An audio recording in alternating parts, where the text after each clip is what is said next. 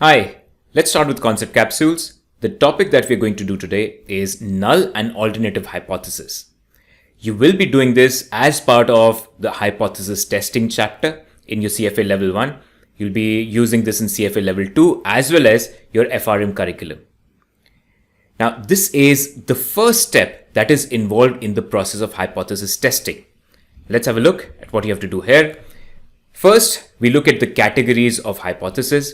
Now keep in mind that this is the first step and this is actually the most important step, because if you get this wrong, your entire test is going to be wrong.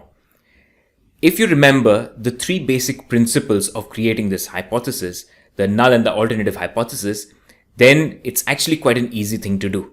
So you need to be mindful of those three steps, and as long as you do that, you can use this for any of the tests that you're conducting, whether it's a t-test, the z-test, or even in your level 2 curriculum when you're running the Durbin-Watson test. So regardless of the test that you're running, you will be able to use the same three rules to create the null and the alternative hypothesis. So first, let's look at the various categories of hypothesis. The two kind of hypotheses that we have to deal with are the null hypothesis and the alternative hypothesis. Null hypothesis is denoted as H0. So that is the hypothesis that we are actually testing. So that is the current knowledge that we have about something, about basically the population parameter. The other kind of hypothesis is the alternative hypothesis. Usually in your books, you would see this being denoted as HA, A for alternative. But in some books, you do see the term H1 being used as well. So alternative hypothesis is denoted as HA or H1. Null hypothesis is H0.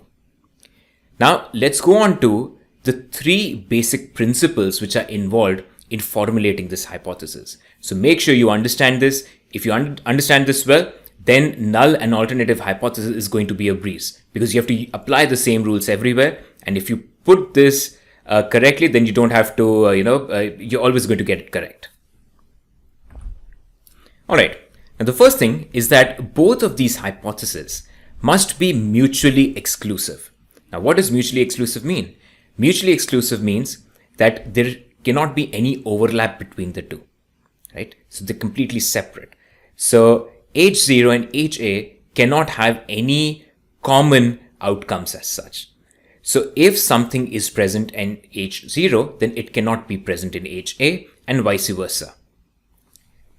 The second rule is that they must be collectively exhaustive. Now, collectively exhaustive means that there is no other outcome possible besides H0 and HA. So for instance, if we are testing that is the mean equal to 5, then the alternative hypothesis becomes mean is not equal to 5. Now a number can be either equal to 5 or it can not be equal to 5. There's no other option that's there, right? So it's collectively exhaustive. It's also mutually exclusive because the same number cannot be equal to and not equal to 5 at the same time. So it satisfies both of these conditions. And the third rule is that you need to have an equal to sign in the null hypothesis. Now this actually becomes the most important principle to remember when you're trying to run any hypothesis test. Because if you remember this particular rule that you need to put an equal to sign in the null hypothesis, then you will be able to avoid most of the errors which happen while creating the null and the alternative hypothesis. So this is an extremely important rule to remember, which will help you avoid a lot of confusion. Now, when we say that your null hypothesis must have an equal to sign, we're not only talking about equal to, we're also including more than equal to and less than equal to. So any of these three need to be there in your H0. Now let's look at the two kind of tests that you might be running. You could be dealing with either a two-tailed test or a one-tailed test. Now what is a two-tailed test all about? Let's look at that first. Two-tailed test essentially looks at both the sides of the distribution. So if we are testing that, let's say mean is equal to 10 or is the mean not equal to 10, Then mean is equal to 10 becomes your null hypothesis. Mean is not equal to 10, that becomes your alternative hypothesis. Now this will be a two-tailed test because when we say that the mean is not equal to 10, the mean could be either more than 10 or it could be less than 10. So we are looking at both the directions. We are looking at greater than and less than both. So that's why we consider it as a two-tailed test. What is it going to look like on the normal distribution?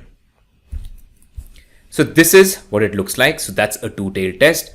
So your null hypothesis is that your mean is equal to 10. Alternative hypothesis is that your mean is not equal to 10. So not equal to means it could be more than 10 or it could be less than 10. So we're looking at both the sides of the distribution. You see that here in the shaded areas that we are looking at both the sides. Now, the thing to keep in mind is that if you're testing this at 5% significance level, and it's a two-tailed test, what that really means is that we are splitting that 5% equally on both the sides. That means this shaded portion will be 2.5% and this will also be 2.5%, and in the middle, the unshaded portion, that is basically 95%, because we know the area under the curve has to total up to 100%. So 2.5, 2.5 and the remaining becomes in the middle, that is 95%. So that's what a two-tailed test is. Now let's look at what a one-tailed test would be. Now in two-tailed test, we were looking at both the sides of the distribution. Whereas in a one-tailed test, we are looking at one specific side. It could be either the left side of the distribution or the right side of the distribution. Now when will we use this? Now right now, in the first instance, we were looking at whether the mean is different than 10, which means it could have been more or less. What if you want to specifically test if the mean is either more than 10 or mean is less than 10? That means we are only looking at the possibility of one side of the distribution, one tail of the distribution. We're completely ignoring the possibility of the other side. And that's why that will be called as a one-tailed test. So aim is to test the possibility of a change in one direction and completely disregard the possibility of a change in the other direction. What is this going to look like? That is your one-tailed test. So if you're testing that is the mean less than 10, that means we are interested in the left side of the distribution. So that is what you have here. So mean being less than 10, that means we're looking at here. Now, if the significance level is 5%, now remember, we are not going to split the 5%. This entire shaded area will now be 5%. The remaining area becomes 95. Again, it will always sum up to 100%. That's the rule. So, but the thing is that we're not splitting it now because we are only looking at one side of the distribution. So the entire 5% gets concentrated on only one side. Similarly, if we were testing that is the mean more than 10, we are interested in the right tail of the distribution, the right hand side of the distribution. So this side, the shaded area, now becomes 5%. The unshaded area is 95. So this is what the difference is between the two-tail and the one-tail test. Two-tail, we are looking at both the sides. One-tail, we are either looking at left side or the right side. Now let's try out a couple of examples to understand this better.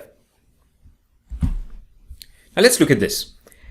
Now, a student's average marks in a sample of 10 tests is 74 with a standard deviation of 8. Now, the academic head wants to test this hypothesis that the student's average throughout all his high school tests is different than 67. The level of significance is 5%. What is the null and alternative hypothesis? Now, the things to look out for is, first of all, what are you testing? We are testing that the mean is different than 67. Now, if a number is different than 67, then it could be more than 67 or it could be less than 67 as well. So we are looking at both the possibilities. So we are looking at both the sides of the distribution. So that tells you that we are going to run a two-tailed test because we are looking at both greater than and less than. Now, let's try to apply the basic principles, the three principles that we looked at, so that we are able to formulate the hypothesis.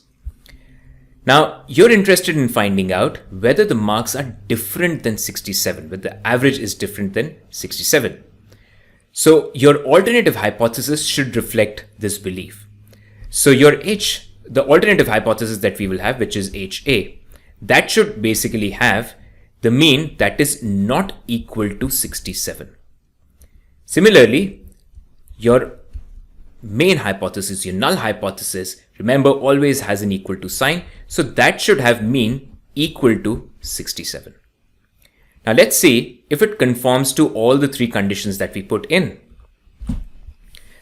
So your null hypothesis is that mean is 67. Alternative is that mean is not equal to 67. How did we come to that? Because we had to put an equal to sign in the null hypothesis. Now, what are the three conditions that we need to meet? The first condition, that it should have an equal to sign, that is already met. The other conditions were that the two hypotheses need to be mutually exclusive and collectively exhaustive. Mutually exclusive, now number cannot be equal to 67 and not equal to 67 at the same time. So yes, it is mutually exclusive. And collectively exhaustive, is there any other number that is possible apart from this? We have already included all the potential outcomes which could be there. This is a set of all the possible numbers in the world. So this is clearly exhaustive in nature, because in one you have said it's 67, the other one is not equal to 67. So every other number will not be equal to 67. So that is clearly an exhaustive set that we are talking about. So that's how we create H0 and HA. And you can clearly see that it's fulfilling all the three conditions that we laid out for formulating the hypothesis. Now let's extend this example slightly. So we keep the example same, but we change the wording slightly. Here we were talking about, is the mean different than 67? In the next one, everything else is the same. What the academic head wants to test now is that, is the average greater than 67? Now what is the difference here? Earlier, we were looking at the average being either more or less than 67. Whereas in this case, we are specifically interested in the average being more than 67, which means we are only and only looking at one side of the distribution, the right side of the distribution. We are completely ignoring the left side of the distribution. That means we are going to run a one-tailed test. Now, the way we are going to state the hypothesis is going to be slightly different. Rules remain the same, but keep in mind, now we cannot just simply put an equal to sign in the null hypothesis. It needs to, be a broader set than that. Now, what will be your H0 and HA in this case? Now, alternative is what you're trying to test. That means that we are testing that is the mean greater than 67. So HA actually is that, is it more than 67? Is the mean more than 67?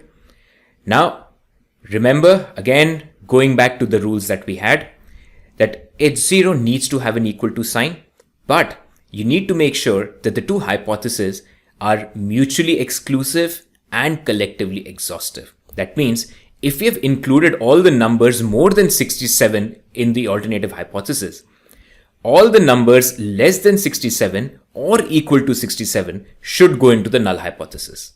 So what is the null hypothesis now? Is the mean less than or equal to 67? So by doing this, you can see now we have an exhaustive set of outcomes. We have included all the numbers up to 67 here in the null, equal to 67 as well, and anything more than 67 in the alternative hypothesis. So there's no other outcome which is possible, hence it's exhaustive. The same number cannot be less than and equal to 67 and more than 67 at the same time. So clearly it is mutually exclusive as well. So that's what your answer is. Your H0 is the mean in this case is less than or equal to 67, and your alternative hypothesis, call it HA or H1, whatever you want, mu is more than 67. So that's how we create or we formulate the null and alternative hypothesis. So make sure you remember the three rules so that you always get the first part right, the first step right.